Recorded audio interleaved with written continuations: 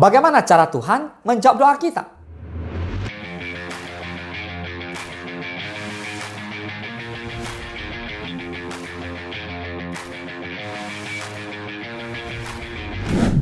Doa adalah nafas hidup orang percaya. Begitu ungkapan yang sering kita dengar. Artinya, doa tidak terpisahkan dalam kehidupan pengikut Kristus. Ibarat nafas bagi tubuh, sepenting itulah doa bagi kehidupan kita orang yang percaya kepada Kristus. Alkitab mencatat bahwa sebaiknya kita terus mendoakan harapan kita. Dalam Filipi 4 ayat 6 dikatakan, janganlah hendaknya kamu khawatir tentang apapun juga. Tetapi nyatakanlah dalam segala hal keinginanmu kepada Allah dalam doa dan permohonan dengan ucapan syukur.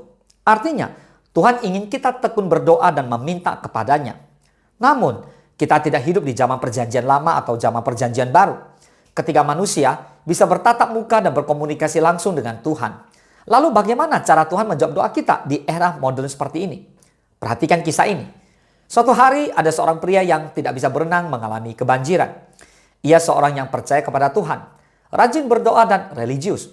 Karena banjir itu kian meninggi hingga mencapai pinggangnya. Lalu pria itu berdoa minta pertolongan Tuhan.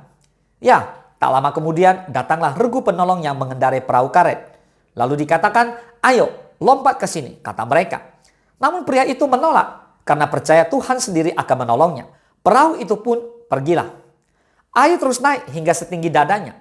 Panik dan ketakutan, pria itu berdoa lagi. Kemudian datanglah regu penyelamat kedua. Menyuruhnya naik perahu karet. Sekali lagi ia menolak. Tidak apa-apa katanya. Tuhan akan langsung menolong saya. Nah, ketinggian air kini mencapai ke dagu, lalu ke hidungnya. Pria itu terus berdoa. Hingga datanglah regu penolong ketiga yang menggunakan helikopter. Namun pria itu bersikeras menolak dengan alasan Tuhan sendirilah yang akan menolongnya. Nah, singkat cerita, pria ini meninggal karena tenggelam. Dalam perjalanan menuju alam baka, ia bertemu Tuhan dan bertanya, Tuhan, aku sudah berdoa supaya Engkau menyelamatkan aku. Mengapa Tuhan tidak menolongku? Lalu Tuhan berkata, aku sudah kirimkan 2 perahu karet dan 1 helikopter untuk menolong kamu. Tetapi kamu menolak pertolonganku. Nah, sekarang kita lihat. Ada 3 hal tentang cara Tuhan menjawab doa kita.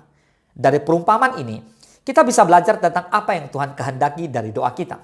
Mari kita bahas. Yang pertama, bertekun dalam doa. Saya yakin pria itu tidak hanya berdoa 3 kali. Meski dikatakan Tuhan 3 kali mengirimkan bantuan. Dalam situasi kebanjiran serta fakta bahwa ia tidak bisa berenang, mungkin satu-satunya hal yang dapat ia lakukan adalah berdoa. Saya juga yakin bahwa Tuhan mengirimkan bantuan karena melihat ketekunan doanya. Pertanyaannya, masihkah kita terus berdoa bahkan ketika doa kita tampaknya tidak didengar atau dijawab oleh Tuhan? Ataukah kita berhenti berdoa dan menjadi pahit kepada Tuhan? Efesus 6 ayat 18b, berdoalah setiap waktu di dalam roh dan berjaga-jagalah di dalam doamu itu dengan permohonan yang tak putus-putusnya untuk segala orang kudus. Mari Bapak Ibu semua, kita terus bertekun dalam doa. Ketika Tuhan belum menjawab doa kita, bukan berarti Tuhan tidak menjawab doa kita. Tuhan memberikan jawaban yang berupa belum menjawab doa kita. Lalu kita tekun dan setia, percayalah Tuhan pasti menjawab doa kita. Katakan amin. Yang kedua, jawaban Tuhan datang lewat berbagai hal. Pria itu tewas tenggelam karena ia mengira pertolongan Tuhan hanya terjadi lewat kejadian-kejadian yang supranatural.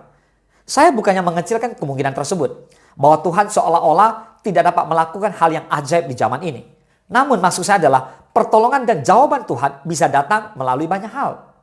Tanggapan Tuhan mungkin hadir lewat firman Tuhan yang kita baca, melalui nasihat pembimbing rohani kita, lalu bisa juga lewat khotbah-khotbah pendeta yang ada di gereja, atau bantuan orang-orang di sekitar kita. So, Bapak Ibu semua, pekalah terhadap suara Tuhan. Jika saudara merasa kurang peka, berdoalah supaya Tuhan memberikan kepekaan itu kepada saudara. Amin. Yang ketiga, perjuangkan apa yang saudara doakan. Jika kita sungguh-sungguh mempelajari firman Tuhan, kita tahu jawaban Tuhan atas doa harus dikejar.